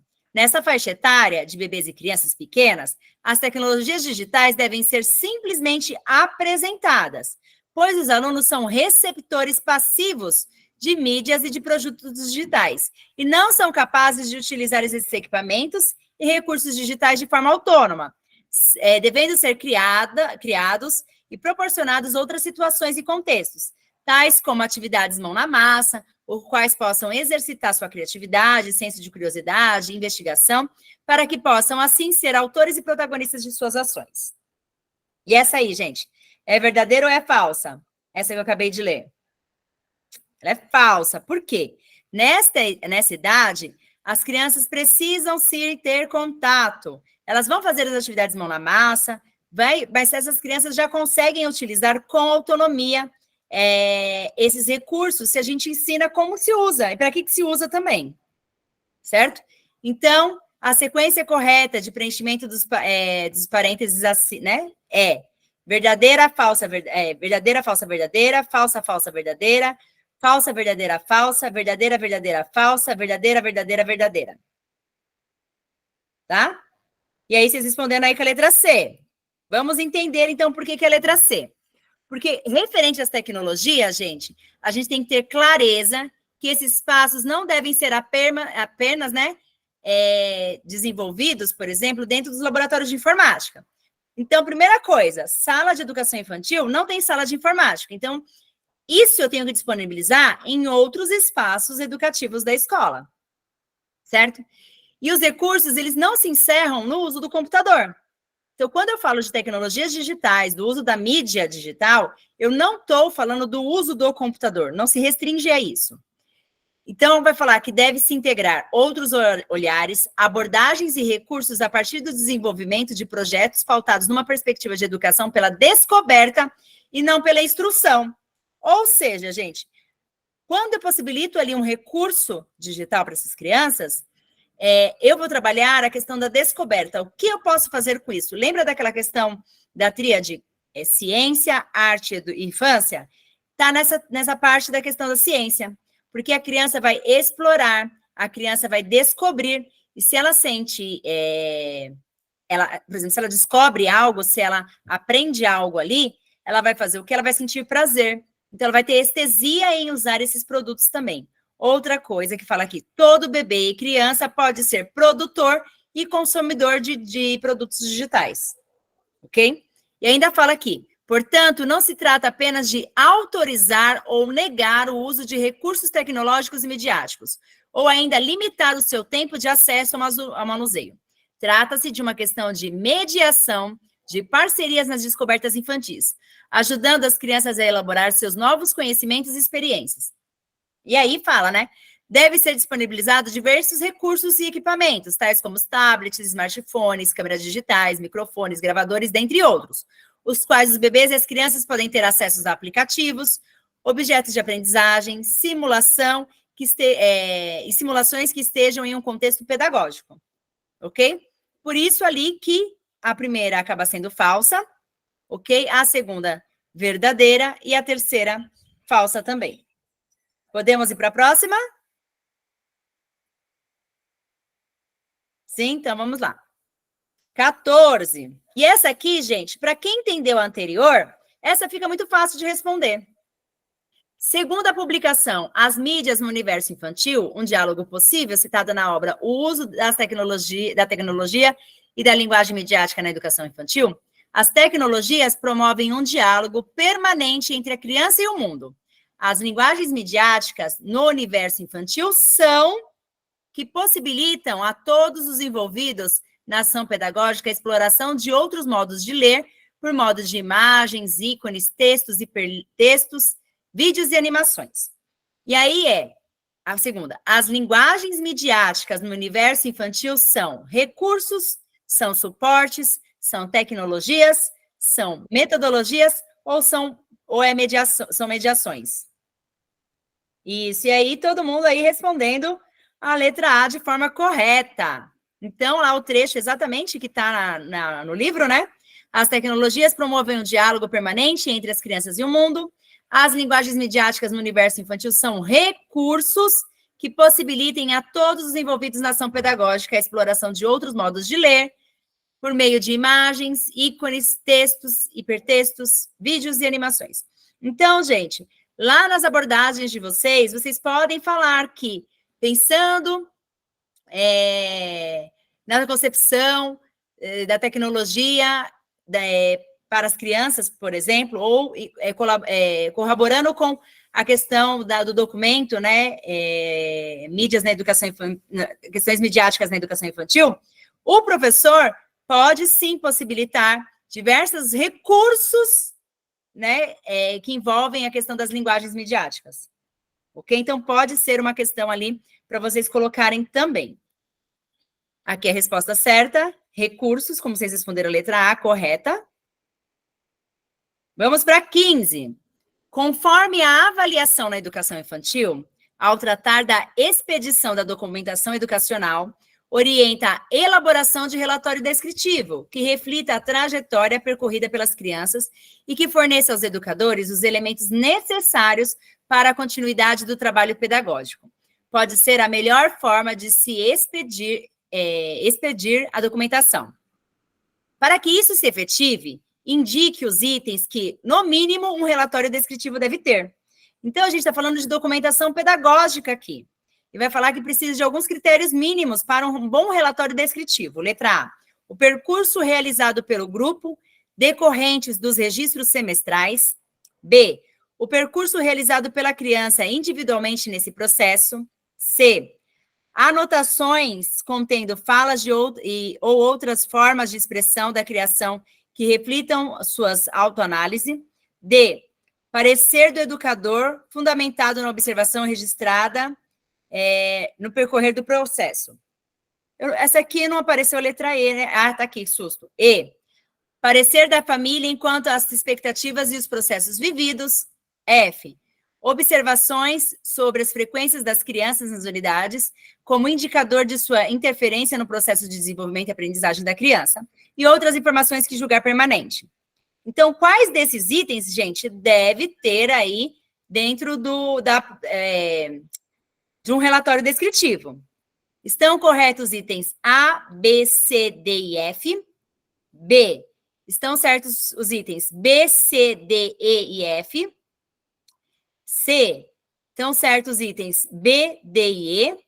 D, nenhum dos itens está correto e E, todos os itens estão corretos. E eu estou vendo que muitos de vocês estão colocando o item B. Item B. B, C, D, E e F.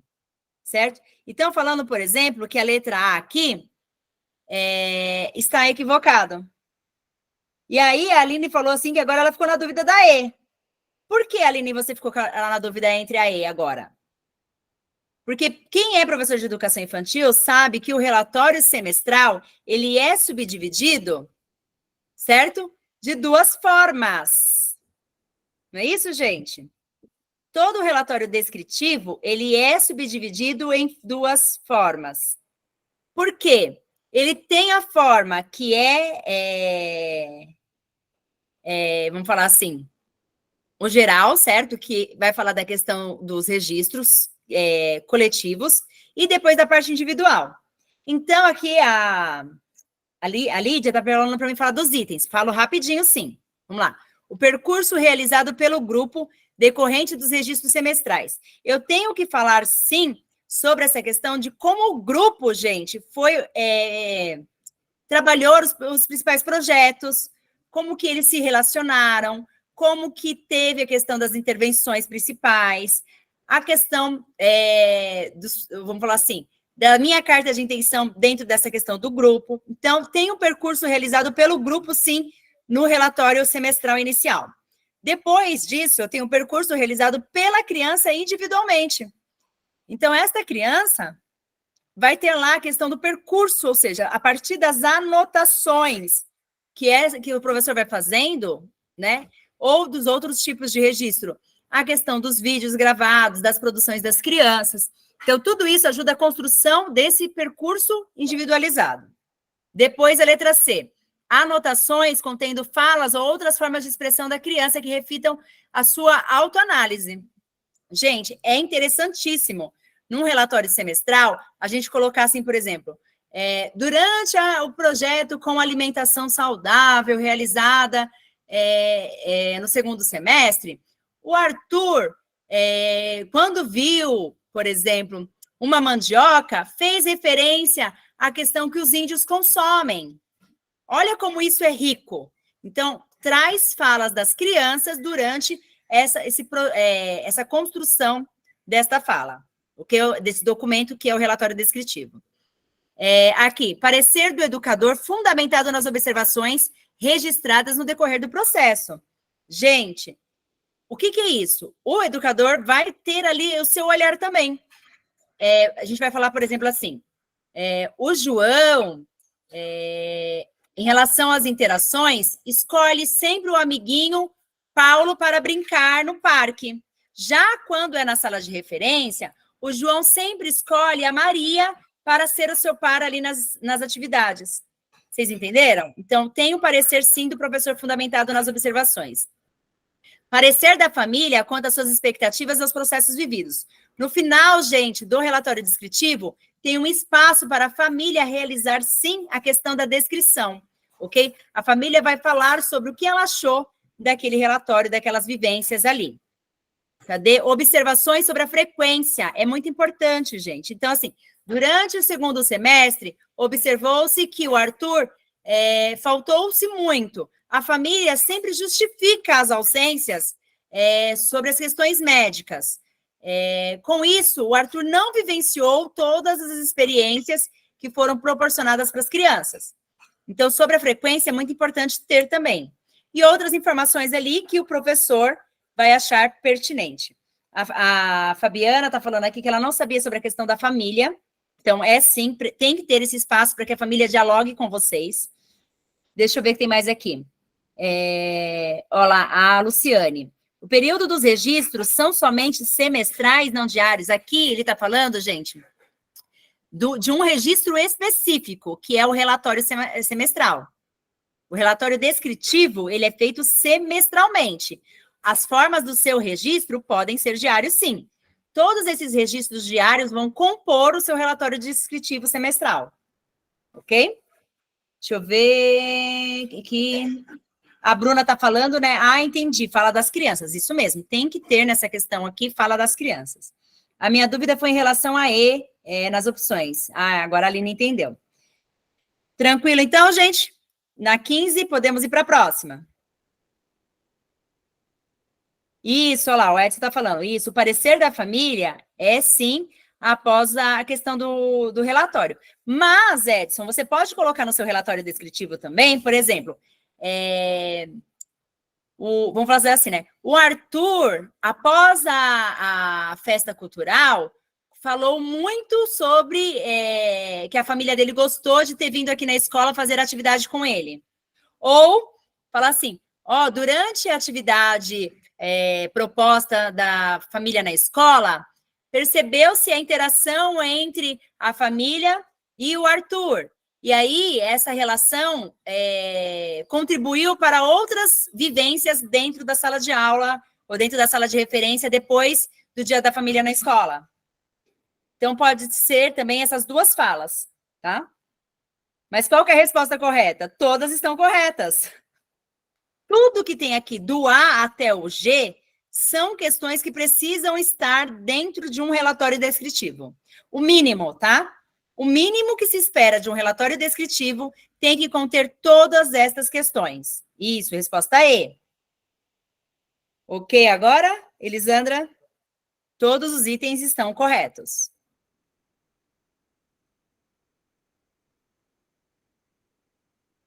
Ok. Bora lá para 16. Conforme orientação normativa, registros na educação infantil, o registro sobre a ótica da criança não implica em, letra A, produção de filmagens e fotografias com manuseio de celular, tablets ou câmera digital. B, considerar a perspectiva de bebês e crianças na avaliação processual e registro das práticas dos professores. C, impressões e comentários de bebês e crianças sobre alguma atividade desenvolvida. D, priorizar as expressões e manifestações sobre processos cognitivos. E E, participação de bebês e crianças na elaboração dos registros. Essa aqui, gente, ela é, vamos falar assim, uma sacada, certo? Quando a gente fala sobre a questão de registros na educação infantil. Por quê? Olha a pergunta, o registro sobre a ótica da criança, certo? O que ela não deve implicar? Ou seja, o que ela não deve ter, certo? Vocês estão respondendo letra A, quem está respondendo aqui, ó. Produções de filmagens e fotografias com manuseio de celular, tablet, câmera digital. A criança não pode fazer isso, gente, como registro sobre a ótica dela? Sobre a ótica dela? A gente acabou de responder sobre a questão do midiático, falando que a criança pode ter acesso a essas questões de fotos, de filmagens, de manuseio de celular.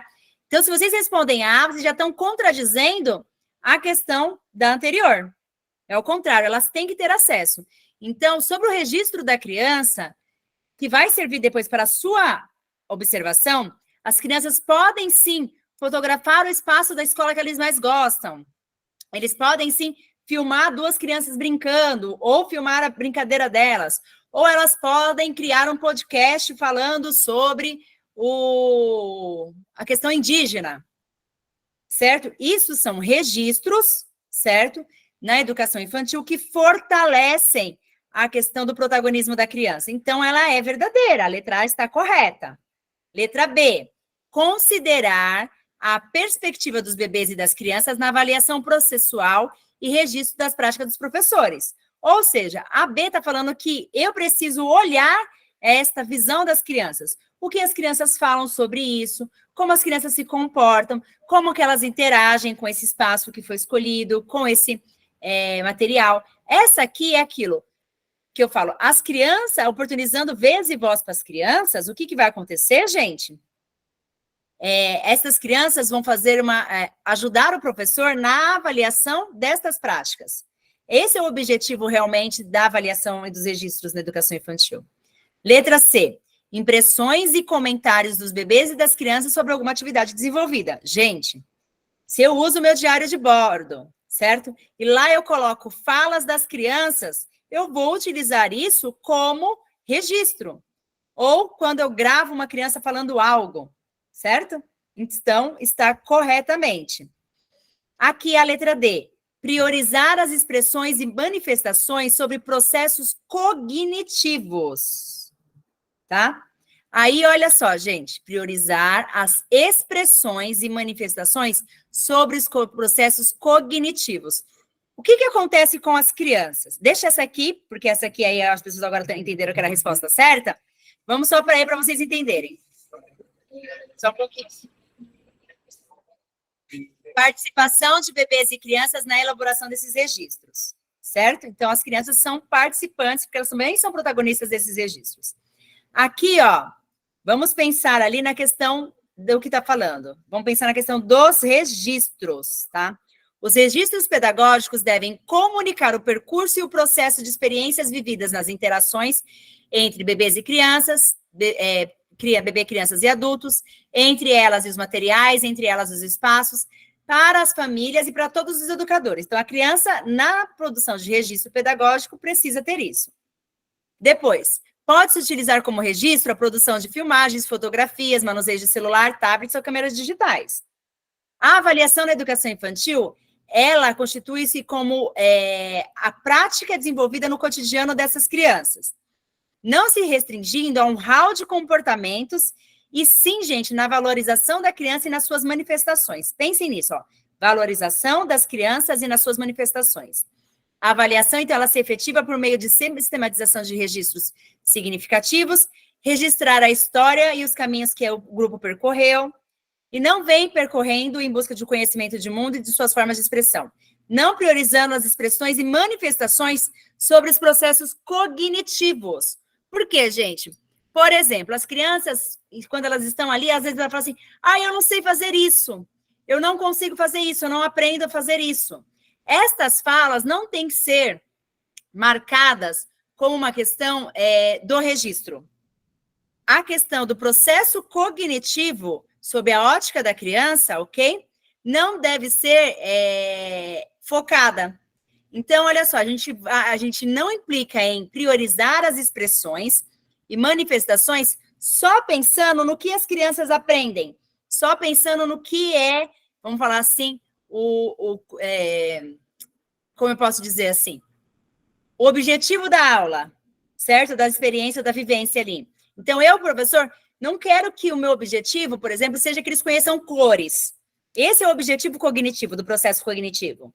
Só que tudo que acontece ao redor é fundamental sobre a ótica da criança. A fala dela, o registro dela, a participação dela, ok? E não só o que ela aprendeu sobre aquilo e o que ela não aprendeu ainda. Entenderam essa 16? Conseguiram captar? E lembrem, gente, dessas questões, tá? Do não implica, do possibilita. Outra questão também, né? As questões não estão difíceis, tenho que ficar atenta nas interpretações. Isso mesmo, Fabiana. Uma coisa, gente, uma dica para vocês focarem na dissertativa, tá? Não utilizem a palavra não, ok? Na dissertativa. A criança ainda não consegue, a criança ainda não possui todos os direitos garantidos. Substitui isso. Priorizando os direitos de aprendizagem, na garantia de, ofertando a possibilidade de. Tentem não utilizar a palavra não no texto dissertativo, porque o não pode ter uma dupla interpretação ali, pode ser uma questão negativa. Então, a gente pode falar assim, não priorizando o protagonismo do professor. Não, você pode falar assim, ó, priorizando principalmente o protagonismo das crianças. Vocês entenderam? Você substitui a questão das falas, tá? Para essa questão da dissertativa. Não utilizem a palavra não, tentem não utilizar a palavra não, a não ser de falar assim, o comportamento deste docente está equivocado. Mesmo assim, é mais bonito do que falar assim, não está correto. Porque o estudo de caso pode ser isso. Uma ação lá que você tem que falar se o comportamento do docente estava certo ou não. Então, você pode falar assim, esta ação, segundo o currículo da cidade, ou os autores XYC, ou na abordagem X, está equivocado, uma vez que os documentos dizem sobre lá, entenderam? Então, fica mais bonito do que falar assim, a ação da professora está errada, ou não está certa. Tudo bem? Vamos lá. 18. Conforme o currículo da Cidade de Educação Infantil, as propostas pedagógicas de educação infantil devem respeitar os seguintes princípios. éticos, da autonomia, da responsabilidade, da solidariedade, do respeito, do bem comum, e ao meio ambiente, as diferentes culturas, identidades e singularidades. Aos princípios políticos. Gente, na verdade, eu pulei. Não tem, ó. Na verdade, eu fui fazendo lá 16, eu fui direto para 18, tá? Desculpa, eu pulei. Foi um erro de digitação, na verdade. Tá? Deixa eu ver só o que a Águeda colocou aqui, professora. Para a alternativa D estar correta, deveria ser também os processos cognitivos? Não. Entendi a sua pergunta, Águeda. Vou voltar aqui só para vocês verem, tá? Tá falando que, ó, priorizar as expressões e manifestações sobre os processos cognitivos. A criança, às vezes, ela não compreende que o que ela está fazendo ali, qualquer vivência que ela tem, é uma aprendizagem. Então, por exemplo, esses processos cognitivos não deve ser o foco quando o olhar é o olhar da criança. Quando o olhar da criança, a gente tem que pensar nessa questão deles sendo participantes. Então, não seria assim, ó, deveria ser, e também os processos cognitivos. Não, a gente não vai priorizar processos cognitivos. A gente vai priorizar o quê? Interações, relações, experiências, sensações, ok? E não processo cognitivo de aprendizagem. Tá bom? Essa que é a questão. Vamos lá, voltar aqui. Isso, ó, o André está colocando aqui, tá? Essa é a questão de 17, foi um erro de digitação, perfeito. Conforme o currículo da Cidade de Educação Infantil, gente, as propostas pedagógicas de educação infantil devem respeitar os seguintes princípios: ético, de autonomia, de responsabilidade, da solidariedade, do respeito ao bem comum, ao meio ambiente e às diferentes culturas, identidades e singularidades. 2. Políticos, dos direitos de cidadania, do exercício da criticidade e do respeito à ordem democrática. 3. Estéticos, da sensibilidade, da criatividade, da ludicidade, da liberdade de expressão nas diferentes manifestações artísticas e culturais. E 4. Sociais, oferecendo condições e recursos para as crianças usufruírem de seus direitos civis, humanos e sociais. 5. Comunicativos, possibilitando tanto a convivência entre crianças e entre adultos entre crianças e entre adultos e crianças, quanto a ampliação de saberes e conhecimentos de diferentes naturezas. Aí, quais estão aí corretas, certo? Pensando nos princípios do currículo da cidade, tá? Da educação infantil. Letra A, 1, 2 e 4 são verdadeiras. A B, 1, 2 e 3 são falsas. C, 4 e 5 são falsas. D, 1, 2 e 3 são verdadeiras. E 3 e 4 são verdadeiras. Ok? E aí tem gente respondendo letra D, letra A, letra C, letra... Olha só, gente, como que é uma pegadinha, né? E aí, se vocês forem ver, todas as vezes eu trouxe essa mesma pergunta. Em todos os materiais que nós trabalhamos, gente, eu trouxe essa mesma pergunta de forma diferenciada. Ok? Porque existe, gente, 3 funções, certo? 3 princípios de propostas pedagógicas que devem se garantir na educação infantil.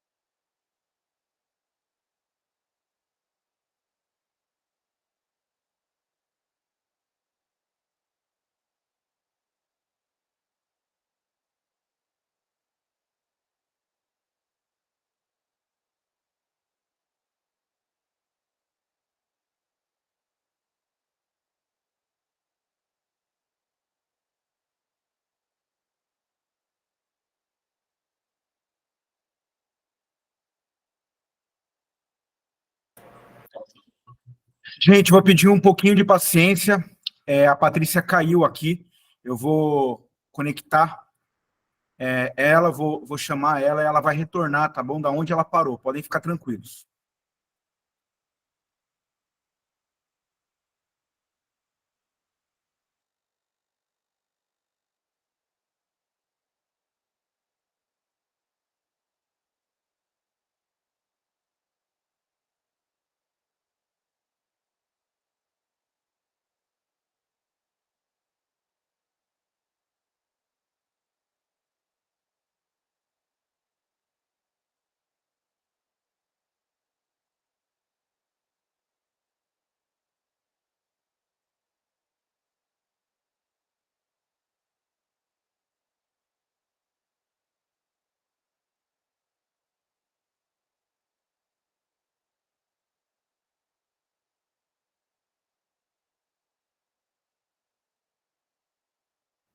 Gente, consegue me ouvir?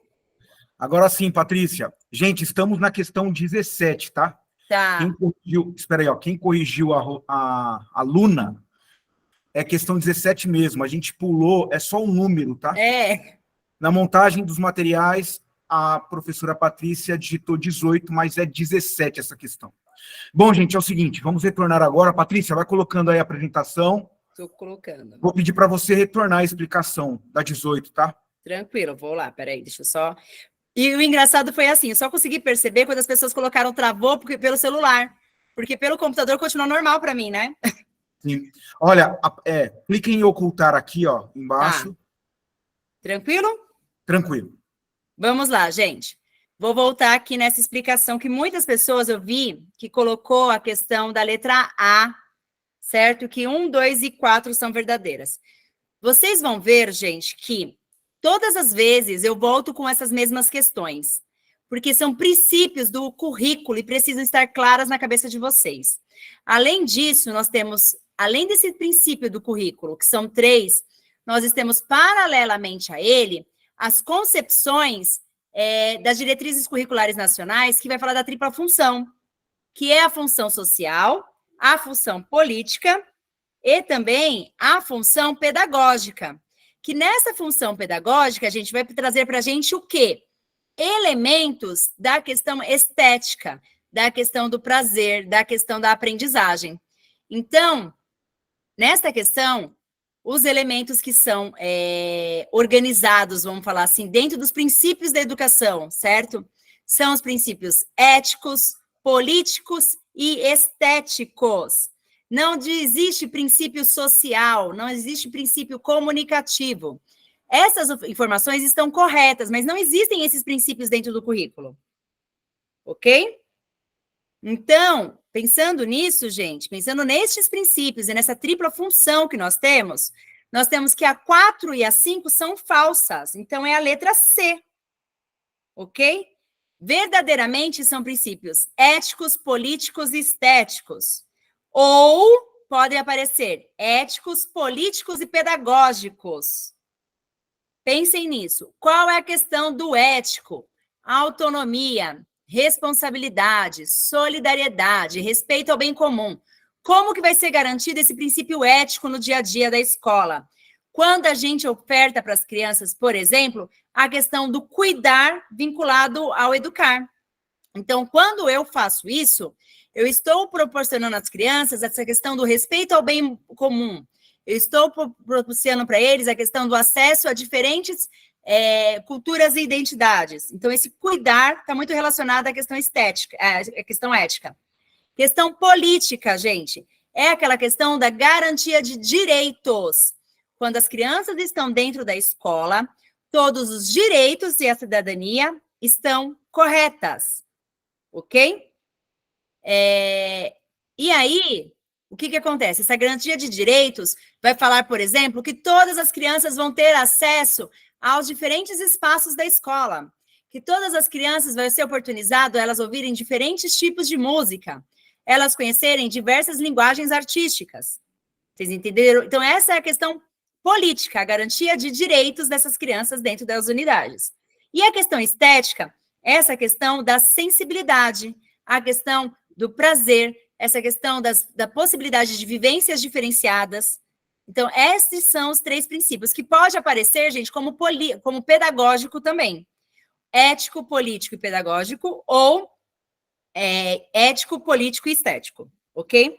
Aqui estão falando, então, como a B está como falsa.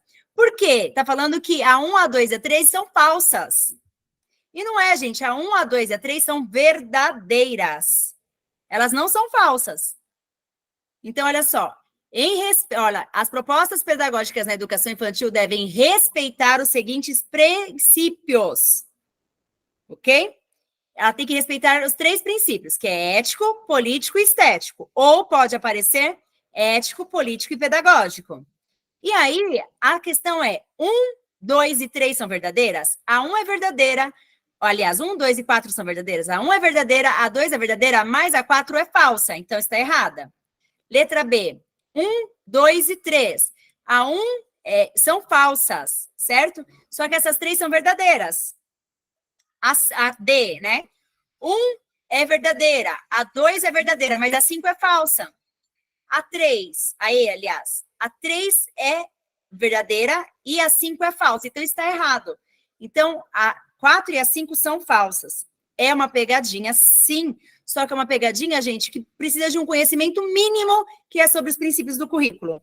Em todas as aulas tem isso, tá bom? Prestem muito cuidado com isso, muita atenção com isso. Vamos lá aí, se eu não me engano, é a última questão que nós vamos colocar. Vamos lá. A Lei 13.146, de 6 de julho de 2015, institui a Lei Brasileira de Inclusão da Pessoa com Deficiência, Estatuto da Pessoa com Deficiência, destinada a assegurar e promover a condição de igualdade e o exercício dos direitos de liberdades fundamentais por pessoas com deficiência, visando a sua inclusão social e cidadania. Para os fins da aplicação dessa lei, considera-se. Então, gente, pensem muito. Sempre que a gente vai falar sobre LBI, sobre Lei Brasileira de Inclusão, estes itens, acessibilidade, desenho universal, tecnologia assistiva e barreiras, eles vão apresentar. E todas as provas até hoje que eu vi que pede sobre LBI, pedem sempre sobre uma dessas questões. Então, eu trouxe essa aqui para vocês lembrarem aí e reverem, tá? Primeiro, ó, o que é? Produtos, equipamentos, dispositivos, recursos e metodologias, estratégias pedagógicas e serviços que objetivam promover a funcionalidade relacionada às atividades e a participação das pessoas com deficiência ou com mobilidade reduzida, visando a sua autonomia, independência, qualidade de vida e inclusão. O que é isso? É acessibilidade? É desenho universal? É tecnologia assistiva ou é barreira? É a definição do quê? Coloquem aí sobre essa primeira. O que é produtos, equipamentos e dispositivos? Pensem. Segunda questão. Qualquer entrave, obstáculo, atitude ou comportamento que limite ou impeça a participação social da pessoa, bem como o gozo da fruição e o exercício dos seus direitos à acessibilidade, à liberdade de movimentos e de expressão, de comunicação, de acesso à informação e compreensão e à circulação com segurança, entre outros. O que é isso? Qualquer entrave, obstáculo ou atitude? É a acessibilidade? É desenho universal? É tecnologia assistiva ou é a definição de barreira? Ok? Isso, estão colocando aí. O próximo. Possibilidade e condições de alcance para a utilização com segurança e autonomia de espaços, de mobiliário, de equipamentos urbanos, condições nos transportes, nas informações, nas comunicações, inclusive os seus sistemas de tecnologias, bem como outros serviços e instalações abertas ao público, de uso público ou privado, de uso coletivo, tanto na zona urbana como rural, por pessoas com deficiência e com mobilidade reduzida. Qual que é essa definição? Perfeito, gente, a acessibilidade. E o último, concepção de produtos, ambientes e programas e serviços a serem usados por todas as pessoas sem a necessidade de adaptação ou projeto específico, incluindo os recursos de tecnologia assistiva. Perfeito, gente. Desenho universal. Então, como é que fica essa ordem aí? 1, 4, 3, 2, 2, 1, 4, 3, 3, 1, 4, 2, 3, 4, 1, 2, ou 2, 1, 2, 3, 1, 3, ou 2, 4, 1, 3. E aí? Vocês aí todos respondendo letra D, muito bem, que bonitinho. Vamos só colocar aqui, gente, a revisão para vocês lembrarem. Acessibilidade, possibilidade de alcance para essas pessoas com segurança, com autonomia, seja em transportes, em materiais, certo? Desenho universal, concepção de produtos e ambientes, programas e serviços que podem ser usados por todas as pessoas, sem a necessidade de uma adaptação, incluindo aí a questão das ajudas técnicas. A questão de tecnologia assistiva, que é o termo usado para qualquer recurso que facilite ou amplie ali o uso de algo para a pessoa com deficiência. E barreiras são entraves, obstáculos e atitudes que impeçam ali o direito do uso, a acessibilidade, a liberdade de movimento, a expressão. Ok? Então, dentro desse contexto aí, nós temos a letra D como resposta. ok? Última, para a gente finalizar aí, a portaria 8764, que regula o decreto 57379, de 13 de outubro de 2016, que institui o Sistema Municipal de Ensino, a Política Pública Paulistana de Educação Especial na perspectiva da educação inclusiva. Assinale verdadeiro ou falso, segundo esta portaria. Primeira, podem responder aí verdadeiro ou falso, ok? Serão considerados como público-alvo da educação especial os educandos e educandas com deficiência, transtorno global do desenvolvimento, altas habilidades e superdotação. É verdadeiro ou falso, gente? Esse é o público da educação especial? Perfeito. Segunda questão. Os educandos e educandas público da educação especial serão matriculados nas classes comuns e terão assegurada a oferta do atendimento educacional especializado? O AE? Ou a criança é matriculada logo no AE? Não, ela sempre vai ser matriculada, certo, nas classes comuns, assegurando o atendimento da AE. Próxima. As salas de recurso multifuncional, SRMs, são destinadas à oferta do atendimento educacional especializado no contraturno escolar, em caráter complementar ou suplementar para educandos e educandas públicos da educação especial, desde que identificada a necessidade desse serviço após avaliação pedagógica e estudo de caso. Verdadeiríssimo. E lembrem disso, gente. Só vai para a sala de recursos, só vai fazer o AE no contraturno, na SRM, aqueles que, após a avaliação, identificaram a necessidade. Então, não é prerrogativa ter deficiência e ir para a sala de recursos, ok? Como que é feita essa avaliação? Através do estudo de caso. O que é o estudo de caso? É o instrumento que eu vou fazer o reconhecimento desse estudante de forma integral, reconhecendo ele na questão cognitiva, na questão social, na questão afetiva, na questão biológica, ok? Este instrumento é o que vai me potencializar isso. E o último, ó, o professor de atendimento educacional especializado, PAE, e o professor de apoio de acompanhamento à inclusão, PAI, serão responsáveis pelo AE e sua oferta de maneira articulada com os educadores da escola. E aí? Verdadeiro também.